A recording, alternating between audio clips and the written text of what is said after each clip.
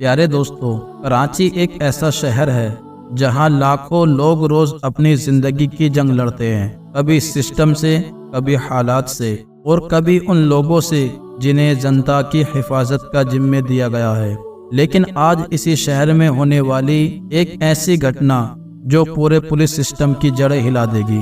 एक आम सी दिखने वाली लड़की, एक चेक पोस्ट, कुछ वर्दी वाले लोग और फिर शुरू होता है जुल्म का वो सिलसिला जिसके बारे में सोचकर आपकी रूह कांप जाती है। किसी को नहीं पता था कि जिस लड़की को सड़क पर घसीटा गया, जिसके बाल पकड़े गए, जिसे आम अपराधी समझकर कोठरी में ठूंस दिया गया, वो कोई साधारण लड़की नहीं थी। वो थी कराची की ईमानदार और बहादुर अफसर डीएम बरनिया खान। और जब सच सामने आया तो पूरा थाना, पूरी पुलिस लाइन, यहाँ तक कि पूरा शहर दहल उठा। आज की कहानी सिर्फ एक लड़की की नहीं बल्कि उस हकीकत की है जहाँ एक ईमानदार अफसर अकेले पूरे सिस्टम को चुनौती देने निकली थी। प्यारे दोस्तों, क्या आप जानते हैं, एक एसडीएम ऑफिसर अपनी सहेली की शादी में जा रही थी। उसने आम लड़की की तरह कपड़े पहने हुए थे, न कोई सरकारी गाड़ी, न कोई सुरक्षा, बस एक आम लड़की की तरह मोटरसाइकिल चला रही थी। जब वो कराची के हसन स्क्वायर के पास पहुंची तो आगे एक पुलिस चेक पोस्ट दिखी। वहां 3-4 पुलिसकर्मी खड़े थे। उनके बीच इंस्पेक्टर फरहान अली अपनी वर्दी में खड़ा था। उसने लाठी उठाकर लड़की को रोकने का इशारा किया। लड़की ने बाइक किनारे लगाई और खड़ी हो गई। इंस्पेक्टर ने सख्त आवाज में पूछा, कहाँ जा रही हो? लड़की ने शांत से कहा, एक सहेली की शादी में जा रही हूँ। इंस्पेक्टर फरहान ने उसे सिर से पैर तक देखा। वो लगभग 28 साल की खूबसूरत महिला थी। नाम था उसका बरनिया खान। इंस्पेक्टर हंसते हुए बोला, अच्छा, शादी में खाना खाने जा रही हो, लेकिन हेलमेट तुम्हारे बाप ने पहनना था, क्यों नहीं पहना? और बाइक भी तेज चला रही थी, अब चालान कटेगा। बरनिया समझ गई कि ये बहाना नहीं, नीयत खराब है। उसने कहा, सर, मैंने कोई कानून नहीं तोड़ा। फरहान गुस्से में बोला, ओ मैडम, हमें कानून मत दिखाओ। फिर उसने पास खड़े कांस्टेबल को देखा और बोला, इसे एक सबक सिखाना पड़ेगा। अचानक उसने एक जोरदार थप्पड़ बरनिया के गाल पर मार दिया। बरनिया का सर एक पल को घूम गया, लेकिन वो संभल गई। उसकी आंखों में गुस्सा साफ था। फरहान बोला, अब भी आंखों में घमंड है? ऐसे बहुतों को सीधा किया है मैंने। एक कांस्टेबल बोला, सर, थाने ले चलते हैं, वही समझेगी। दूसरे ने बरनिया का हाथ पकड़कर खींचना चाहा। बरनिया ने झटके से हाथ छुड़ाया। हाथ लगाने की कोशिश मत करना, वरना अंजाम अच्छा नहीं होगा। फरहान और भड़क गया। उसने कहा, देखो इसका घमंड। एक कांस्टेबल आगे आया और उसके बाल पकड़कर खींचने लगा। बरनिया दर्द से करा उठी, लेकिन अब भी अपनी पहचान नहीं बताई।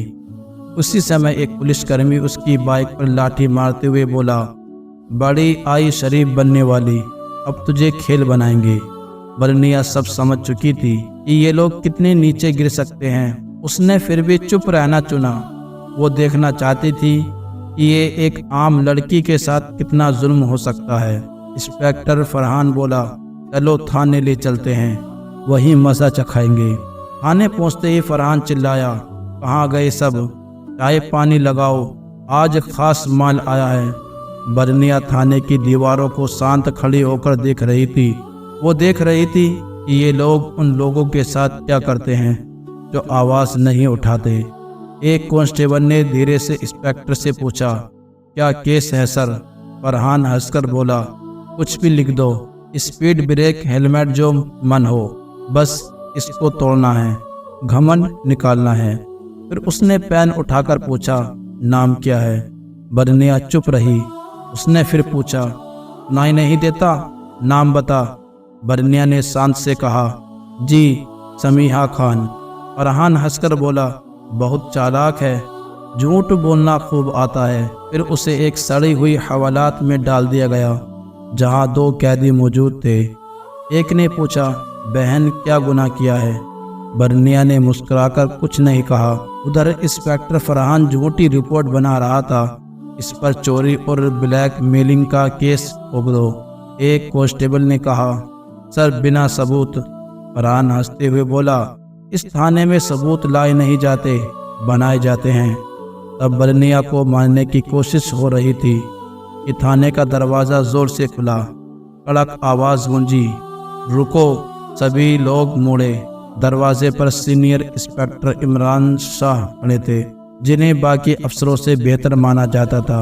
वो अंदर झांका और महिला के हालात देखकर उसके माथे पर बल पड़ गया। उसने सख्त लहजे में पूछा, ये सब क्या हो रहा है? इंस्पेक्टर फरहान अली हंसते हुए बोला, कुछ नहीं सर, एक सड़क की औरत ज्यादा अकड़ दिखा रही थी, सबक सिखा रहा हूँ। सीनियर इंस्पेक्टर इमरान शाह ने महिला को ध्यान से देखा। उसका व्यवहार किसी आम महिला जैसा नहीं लग रहा था। उन्होंने पूछा, इसका अपराध क्या है? फरहान थोड़ा घबरा गया और बोला, अब सर चेकिंग में बदतमीजी कर रही थी। अब इमरान शाह को शक होने लगा। उन्होंने महिला से सीधे पूछा, तुम्हारा नाम क्या है? महिला बरनिया खान फिर भी चुप रही। फरहान हंसते हुए बोला, देखिए सर, नाम भी नहीं बता रही है। अब इमरान शाह पूरी तरह सतर्क हो गए। उन्होंने सख्त आदेश दिए, इसे अलग कोठरी में रखो, और वो भी अकेले। फरहान चौंक गया। लेकिन सर, इमरान शाह ने कठोरता से कहा, मैं खुद इसके पास रहूंगा। बरनिया को एक और ज्यादा अंधेरी बदबूदार कोठरी में डाल दिया गया। उसने चारों ओर नजर दौड़ाई। एक टूटी हुई मेज, एक जंग लगी लोहे की छड़, और दीवारों में नमी टपक रही थी। वो इस सड़े गले सिस्टम का असली चेहरा और भी करीब से देख रही थी। हर पल उसकी आंखें समझ रही थी, कानून अब सिर्फ फाइलों तक सीमित नहीं रहा। इसी बीच एक कांस्टेबल दौड़ता हुआ आया और बोला, सर बाहर एक गाड़ी खड़ी, सर बाहर एक गाड़ी खड़ी, सर बाहर एक बड़ी गाड़ी खड़ी है। फरहान चौंक गया। कौन सी गाड़ी? कांस्टेबल घबराते हुए बोला, सर सरकारी गाड़ी। फरहान तुरंत बाहर गया। गाड़ी के अंदर झांकते ही उसके होश उड़ गए। वो भागकर वापस आया और धीमी आवाज में बोला, सर कमिश्नर साहब आए हैं। इमरान शाह भी सतर्क हो गए। अब मामला सीधे ऊपर तक पहुंच चुका था। कमिश्नर साहब थाने में दाखिल हुए। आंखों में गुस्सा साफ झलक रहा था। उन्होंने फरहान की ओर देखते हुए सख्त लहजे से पूछा, ये क्या तमाशा चल रहा है यहाँ? फरहान घबरा गया। कुछ नहीं सर, एक छोटा सा केस है बस। कमिश्नर साहब ने फाइल उठाई, ध्यान से पढ़ा, माथे पर शिकन गहराई। उन्होंने कोठरी में झांककर पूछा, ये कौन है? फरहान तुरंत बोला, सर इस महिला पर 420 और धोखाधड़ी का केस है। कमिश्नर ने सीधा सवाल किया, सबूत क्या है तुम्हारे पास? फिर दोबारा बोले, कोई भी सबूत नहीं है तुम्हारे पास। फरहान अब पूरी तरह फंस चुका था। कमिश्नर साहब ने महिला की ओर देखा और पूछा, तुम्हारा नाम क्या है? तभी पहली बार बरनिया खान ने हल्की मुस्कान दी और कहा, एसडीएम बरनिया खान। थाने में एकदम सन्नाटा छा गया। हर चेहरा पीला पड़ गया। फरहान के हाथ पांव कांपने लगे।